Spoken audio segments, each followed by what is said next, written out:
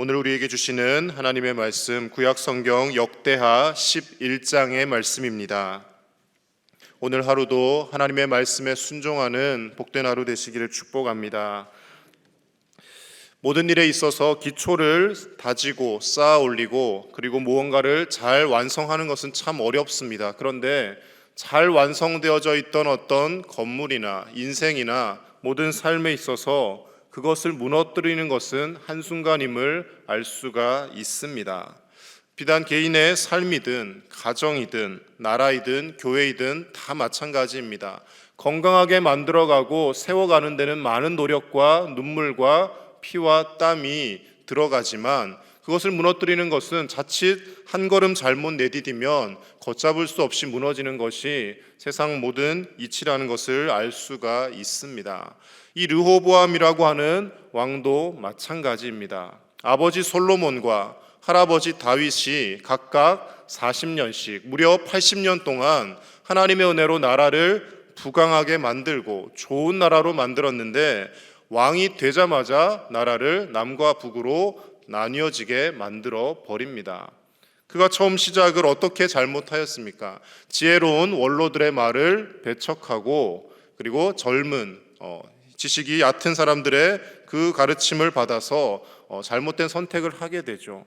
백성들을 이제는 좀 쉬게 해주고 백성들을 평안하게 다스려야 하는데 더 큰 노역을 시키려 하고 더 큰 착취를 하려고 하자 나머지 10지파가 일제히 일어나서 르호보암을 배신하고 새롭게 북이스라엘이라는 나라를 세우게 됩니다.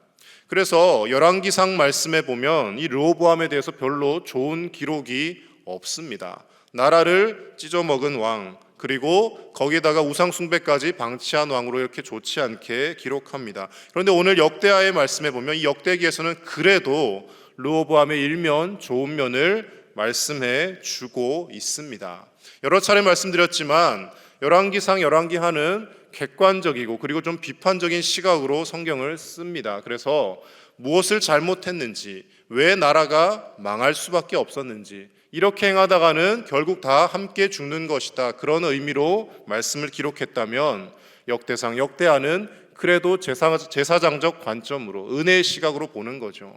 잘못을 해서 나라는 빼앗겼고 70년의 포로 생활을 하고 나서 돌아왔지만 그래도 그 가운데 하나님이 보시기에 조금이라도 괜찮은 면이 있었고 하나님께서 다윗에게 언약하신 그 언약을 이루어 가실 수 있도록 하는 무언가가 있었다라는 것을 각 왕들의 삶에서 조금씩 발견해내는 것이 역대상 역대하의 말씀입니다. 그래서 북이스라엘과 남유다의 역사상 가장 극악무도한 왕이라고 평가받는 므낫세조차도 뒤에 역대하의 말씀에 보면 그가 나중에 회개하고 돌이켰다라는 그런 기록이 나옵니다.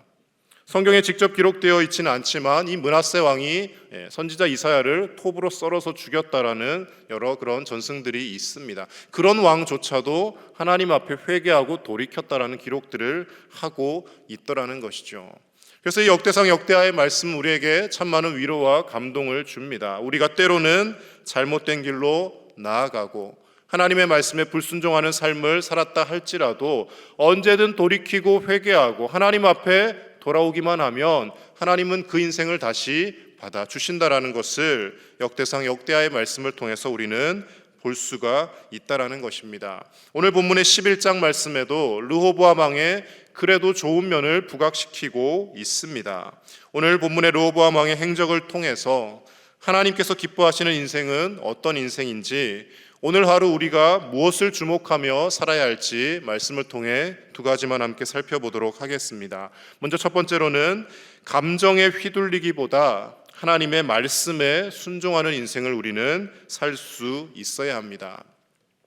왕이 된 지 얼마 되지 않아서 나라가 쪼개어집니다. 많은 사람들이 르호보암을 멸시하고 그리고 너나 잘해라 그러고 자기들끼리 나라를 세우니까 르호보암 왕이 화가 머리끝까지 났습니다. 그래서 병사들을 모아서 무려 18만 명의 정예병을 모으게 됩니다.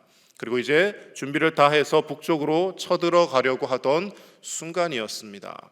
북이스라엘에 무려 10지파가 섰고요. 그리고 르호보암 편에는 유다와 베냐민 단 2지파밖에 없습니다. 10대 2라는 열세 가운데 있지만 그래도 어찌되었건 왕권이 르호보암에게 있었고 북이스라엘은 생긴 지 얼마 되지 않았기 때문에 18만 명이나 되는 병력을 이끌고 쳐들어가면 아마 승리를 했을지도 모릅니다. 그런데 그때 선지자 스마야를 통하여 하나님께서 말씀하셔서 제동을 겁니다. 올라가지 마라.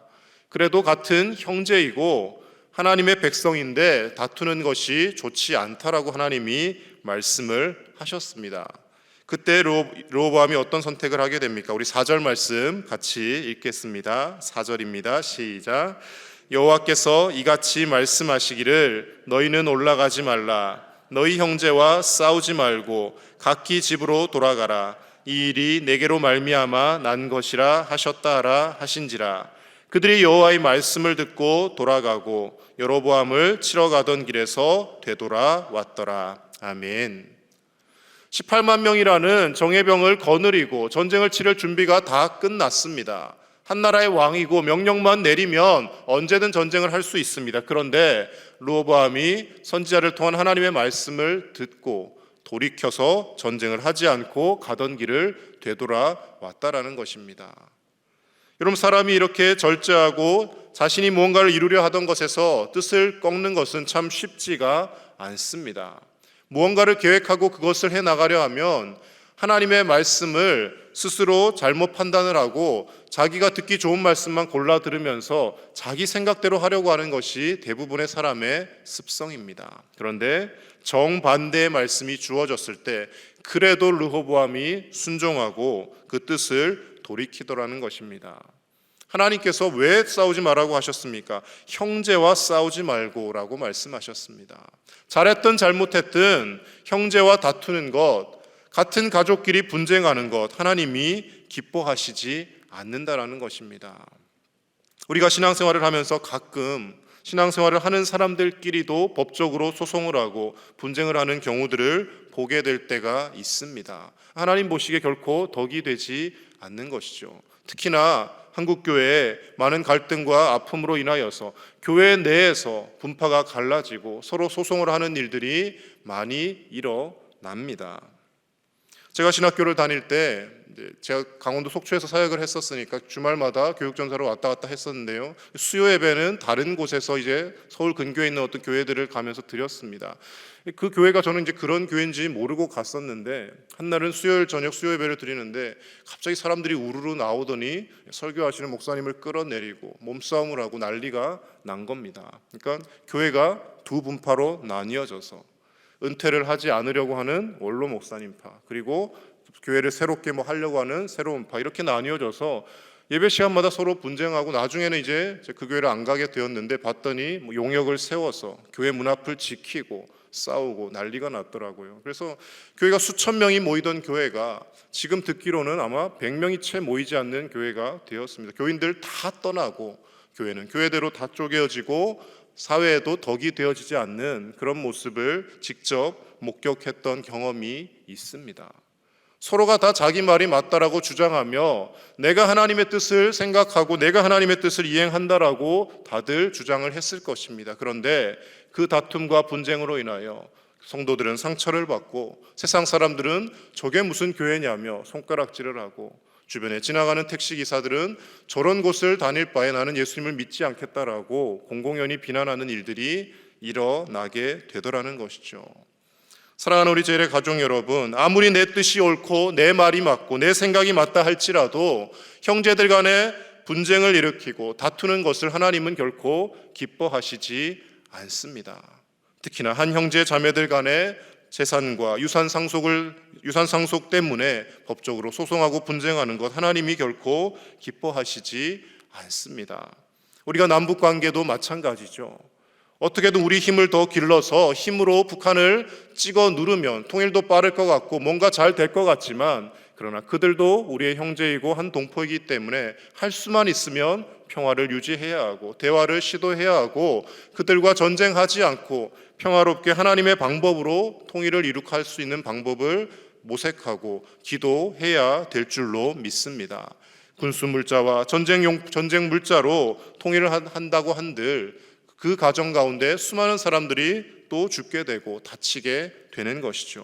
르호보암이 아무리 자기에게 하나님의 말씀이 있고 자기가 솔로몬의 적통이고 하나님께서 유다를 축복하셨다 할지라도 그 병사를 이끌고 북으로 쳐들어가면 백성들은 서로 죽어나가게 되어 있더라는 것입니다. 르호보암이 하나님의 말씀에 순종하며 뜻을 돌이켰습니다. 마태복음 5장 9절 말씀에서 예수님은 이렇게 우리에게 말씀하셨습니다. 화평하게 하는 자는 복이 있나니 그들이 하나님의 아들이라 일컬음을 받을 것이미요 라고 말씀하십니다. 우리가 하나님의 아들, 딸이라 하나님의 자녀라고 일컬음 받는 것이 다른 것에 있는 것이 아니라 화평하게 하는 것, 분쟁을 멈추고 서로 화목하게 지내는 것, 그것이 하나님의 자녀로서 인정받는 길이라고 예수님은 분명히 말씀하십니다. 다투지 않으면, 분쟁하지 않으면 내가 손해볼 것 같지만 결코 그렇지 않습니다. 성경에서 대표적인 인물이 바로 이삭입니다. 우물을 파기만 하면 주변의 사람들이 와서 그 우물을 빼앗습니다. 결국 다투지 않습니다. 그 우물을 포기하고 또 다른 데 가서 우물을 팝니다. 그런데 어떤 역사가 일어납니까? 가는 곳마다 그 광야에서 우물을 얻기가 힘든 그 땅에서 이삭이 우물만 팠다고 하면 물이 솟아져 나오는 거예요. 분쟁하지 않고 다투지 않고 하나님의 말씀대로 양보하며 포기했더니 하나님께서 더 큰 복을 주셔서 이삭과 그의 가정을 복되게 하셨다라는 것입니다. 우리 그리스도인들의 삶이 이와 같아야 할 줄로 믿습니다. 어떤 방법을 써서든 내가 이기고 내가 잘했다라는 것을 드러내고 내 뜻을 관철시키며 살아가려 하기보다는 때로는 내 뜻이 맞다 할지라도 양보할 줄 알고 하나님께서 화평을 원하신다라는 것을 기억하며 화목하게 지내려 할 때 하나님께서 우리의 상황과 형편을 아시고 하나님의 방법으로 우리를 복되게 하여 주실 줄로 믿습니다. 내 감정에 휘둘려서 쉽게 분쟁하기보다 하나님의 말씀에 순종하며 할 수만 있으면 화평할 수 있는 저와 여러분들의 삶이 되실 수 있기를 간절히 축복합니다. 두 번째 말씀을 통해 보아야 할 것은요, 우리가 기본에 충실한 삶을 살 때 하나님이 기뻐하시는 인생이 되어진다는 것입니다. 18만 명의 병력을 회군시키고 르호보암이 했던 일이 무엇입니까? 5절 이하의 말씀에 보면 성읍들을 건축하고 나라의 경계를 견고하게 하며 방비를 철저하게 하게 됩니다. 그러자 나라가 점점 부강해지는 것이죠. 그리고 또 한 가지 르호보암이 잘했던 것, 북이스라엘의 여로보암이 금송아지를 숭배하며 제사장들과 레인들을 핍박합니다. 그래서 그들이 자신들의 터전을 잃고 유다로 내려오게 되죠. 그들을 다 받아들이고 그들까지 포용하고 품어서 그래도 하나님을 예배하는 예배 공동체로 유다가 섰더라는 것입니다. 16절과 17절 말씀 우리 같이 읽겠습니다. 시작. 이스라엘 모든 지파 중에 마음을 굳게 하여 이스라엘의 하나님 여호와를 찾는 자들이 레위 사람들을 따라 예루살렘에 이르러 그들의 조상들의 하나님 여호와께 제사하고자 한지라. 그러므로 3년 동안 유다 나라를 도와 솔로몬의 아들 르호보암을 강성하게 하였으니 이는 무리가 3년 동안을 다윗과 솔로몬의 길로 행하였음이더라. 아멘. 내려오는 레위 사람 제사장 다 받아들여서 하나님께 예배하고자 하는 자들은 다 품고 수용하며 하나님 앞에 예배하며 그렇게 3년을 지냈더니 그 3년 동안 다윗과 솔로몬의 길로 행하며 하나님께서 르호보암과 유다를 강성하게 만들어 주셨다라고 말씀은 기록하고 있습니다. 18만 명의 병력으로 북이스라엘을 힘으로 굴복시킨 것이 아니라 나라의 방비를 철저하게 하고 하나님을 잘 예배하는 기본에 충실하였더니 하나님께서 그들을 강하게 만들어 주셨다라는 것이죠. 한국교회가 여러 가지로 코로나 이후로 많은 어려움을 겪고 있습니다. 코로나 때문만은 아닙니다. 그 전부터 이미 많은 수의 성도들이 감소하고 있고 여러 가지 교회 어려움들이 나타나고 있었습니다. 그래서 그런 어려움들을 극복해보고자 많은 세미나도 있고 여러 가지 많은 방법들을 학자들이나 또 목회자들이 찾으려고 합니다. 그래서 어떻게 하면 성도들을 다시 교회로 와서 예배를 드리게 할 수 있을까? 많은 방법들을 생각을 합니다. 친목을 할 수 있는 친교 프로그램도 많이 만들어 보고, 또 교회에 또 턱을 낮추는 여러 방법들도 생각해 보고 여러 가지 지혜를 맞댑니다. 그것들이 다 필요합니다. 불필요한 것이 아닙니다. 그런데 우리가 잊지 말아야 할 것은, 교회는 하나님을 예배하는 사람들, 예수 그리스도를 구주로 고백하는 사람들의 모임이라는 것입니다. 가장 기본을 지켜야 할 것은, 교회가 예배를 게을리해서는 안 되고 하나님 말씀 묵상하는 것, 기도하는 것에 충실할 때 하나님께서 다시금 교회를 부흥케 하시고 회복시켜 주실 줄로 믿습니다. 르호보암이 나라를 강성하게 하기 위하여 다른 것을 했던 것이 아닙니다. 나라의 기본적인 방비를 철저히 하고 하나님 예배하는 자들을 다 수용했더니 하나님께서 나라를 지켜주시고 강성하게 하셨다라는 것입니다. 우리 한 사람 한 사람이 오늘날 하나님 앞에 예배할 때 우리의 예배에 대한 갈망과 뜨거움이 과연 예전과 같은지, 처음 은혜 받고 예수 그리스도가 나의 구주라는 것을 고백하며 하나님 앞에 예배했을 때 그 뜨거움과 절박함이 우리 가운데 있는지 돌아보며 다시금 뜨겁고 간절한 예배를 회복할 때 하나님께서 그 예배 가운데 놀라운 은혜와 역사를 부어주시고 일으켜 주실 것이고, 그 예배 공동체에 많은 사람들이 나와서 구원을 얻고 삶이 회복되는 놀라운 역사들을 경험하게 되어질 줄로 믿습니다. 기본에 충실한 하나님을 예배하는 것에 우리의 생명과 우리의 사활을 걸 수 있는 저와 여러분 되실 수 있기를 바랍니다. 예배 한 번 안 드렸다고 해서, 내가 기도의 자리에 한 번 빠졌다고 해서 하나님 앞에 나아가는 것 꼭 매일 나아가야 하나? 매주 예배 드려야 되나? 내가 바쁘니까, 내가 여러 가지 사정이 있으니까 내가 할 수 있을 때만 해야지. 물론 그때라도 하는 것도 참 귀합니다. 그러나 내가 다른 것 다 제쳐두고 먼저 예배를 드려야겠다, 하나님 앞에 예배하는 것을 내 삶의 가장 우선순위에 두어야겠다라고 생각하며 살아갈 때 하나님은 그 인생을 복되게 하시고, 그러한 사람들이, 그러한 성도들이 모인 그 예배 자리를 하나님께서 복되게 하시며 우리 광양제일교회를 통하여 하나님께서 또 다른 새로운 부흥의 역사를 이루어 가실 줄로 믿습니다. 그 기본에 충실하며 끝까지 하나님을 예배하며 기도의 끈을 놓지 않고 하나님을 찬송하며 살아가는 오늘 하루의 복된 저와 여러분들의 삶이 되실 수 있기를 예수님의 이름으로 간절히 축복합니다. 함께 기도하겠습니다. 이 시간 함께 기도하실 때 하루하루를 살면서 우리의 감정에 휘둘린 삶이 되어지기보다는 하나님의 말씀에 순종하며 하나님께서 정말 내게 원하시는 것이 무엇인지 기도하며 알아가는 삶이 되게 해달라고 함께 기도하겠습니다. 할 수만 있으면 원수와도 더불어 화평하게 하는 삶을 살게 하여 주시옵소서라고 함께 기도하시고, 하나님을 예배하는 기본에 충실한 우리가 되게 해달라고, 다른 것 다 제쳐두고 예배하며 기도하며 하나님 말씀 듣는 것에 우선하는 우리의 삶이 되도록 함께 기도했으면 좋겠습니다. 오늘 마지막 성경 통독 시간이 있습니다. 하나님 은혜 가운데 은혜롭게 잘 마무리하고 오늘 주신 귀한 시편의 말씀을 통하여서 하나님의 놀라운 음성을 듣는 복된 시간 되게 해달라고 이 시간 함께 기도하며 나아가겠습니다. 하나님 아버지 감사합니다. 이 새벽도 우리를 하나님의 전으로 인도하여 주셔서 잠을 깨워주시며 하나님 앞에 간절히 기도하며 하루를 살게 하시니 감사를 드립니다. 아버지 하나님, 우리의 감정에 휘둘리며 내 생각대로 살아가는 건 인생이 아니라 하나님의 말씀에 순종하며 그 하나님의 말씀 붙들며 살아가는 우리의 삶이 될 수 있도록 주여 인도하여 주시옵소서. 하나님 아버지, 내 생각이 아무리 옳고 내 뜻이 맞다고 하여도 하나님 사람들과 할 수만 있으면 화평한 삶을 살게 하여 주시고, 내 뜻을 관철시키기 위하여 분쟁하며 다투는 인생이 아니라 화합하며 연합할 수 있는 우리의 삶이 되어지게 하여 주시옵소서. 우리의 가정에서, 우리의 삶 가운데, 우리 교회가, 우리나라가 아버지 하나님 은혜 가운데 서로 화평한 나라와 가정과 삶이 되어지게 하여 주시고, 하나님 예수 그리스도께서 우리를 살리기 위하여 자신을 희생하며 십자가에서 친히 화목제물이 되어주신 것처럼 우리를 희생하며 우리가 서로를 희생함으로 인하여서 우리가 가는 곳마다 화목이 일어나는, 화평이 일어나는 놀라운 역사가 일어나게 하여 주시옵소서. 하나님을 예배하는 기본에 충실한 삶이 되어지기를 원합니다. 크고 거창한 어떤 일들을 하려 하기 앞서서 먼저 하나님을 예배하며 기도하는 우리의 삶이 되게 하시고, 하나님 찬양하는 찬양의 끈을 놓지 않는 우리의 삶이 될 수 있도록 은혜를 더하여 주시옵소서. 성경 통독 마지막 날입니다.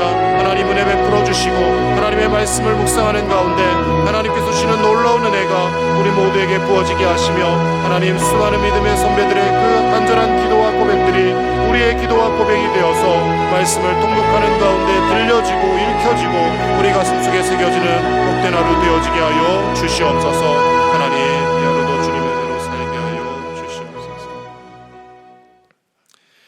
하나님 아버지, 오늘도 이 하루를 하나님의 말씀 가운데 행하며 하나님 앞에 기도하며 시작하게 하시니 감사를 드립니다. 때때로 우리의 생각이 옳아 보이지만, 우리의 감정대로 행하며 내 뜻대로 하는 것이 맞아 보이지만, 그러나 그것이 화평을 깨는 일이라면 우리가 물러설 수 있는, 절제할 수 있는 마음을 허락하여 주시고, 무엇보다 내 뜻을 관철시키기에 앞서서 하나님의 음성을 들으며 하나님께 먼저 기도하는 우리의 복된 하루의 삶이 되어지게 하여 주시옵소서. 내 뜻과 다른 하나님의 말씀이 들려졌을 때 말씀에 아멘하며 순종할 수 있는 믿음의 삶을 살게 하여 주시고, 하나님의 말씀에 순종할 때 내가 손해보는 것이 아니라 하나님께서 허락하여 주시는 더 크고 놀라운 복과 은혜를 받아 누리는 삶이 되어짐을 믿음으로 고백하며 그 믿음대로 살아내는 복된 하루의 삶이 될 수 있도록 은혜 더하여 주시옵소서. 남과 북의 모든 관계 가운데 하나님의 뜻 가운데 평화가 이루어지게 하여 주시고, 북한의 우리 동포들을 기억하여 주셔서 하나님 아버지, 그들이 속히 자유를 얻게 하여 주시며 복음으로 통일되어서 이 나라 이 민족이 온 세계 열방에 선교하며 세계 열방을 섬기는 하나님이 기뻐하시는 나라로 설 수 있도록 은혜 더하여 주시옵소서. 크고 거창한 어떤 일들을 하기에 앞서서 하나님을 예배하고 하나님께 기도하고 하나님을 찬양하는 기본에 충실한 우리의 삶이 되게 하시고, 그로 인하여 하나님께서 허락하시는 복과 은혜를 우리와 우리의 자손들이 받아 누리며 살아갈 수 있도록 주님께서 늘 우리를 인도하여 주시옵소서. 오늘 성경 통독 마지막 날입니다. 시편의 말씀을 묵상하는 가운데 많은 믿음의 선배들이 고백하였던 그 기도의 내용들을 함께 들으며 함께 간절히 기도하는 은혜의 시간 되게 하시고, 하나님께서 말씀하여 주시고 들려주시는 하나님의 음성을 듣는 복된 하루가 되어지게 하여 주시옵소서. 이 새벽에도 간절한 기도의 제목 가지고 하나님 앞에 나아왔사오니, 기도할 때마다 하나님 들으시고 우리보다 앞서 행하시는 하나님의 놀라우신 그 선하신 손길을 경험하는 복된 귀한 새벽의 시간이 되어질 수 있도록 은혜 더하여 주시옵소서. 환우들을 고쳐주시고 몸과 마음의 모든 연약함 성령의 능력으로 치유하여 주실 줄로 믿사오며 우리 주 예수님의 이름으로 기도드립니다. 아멘.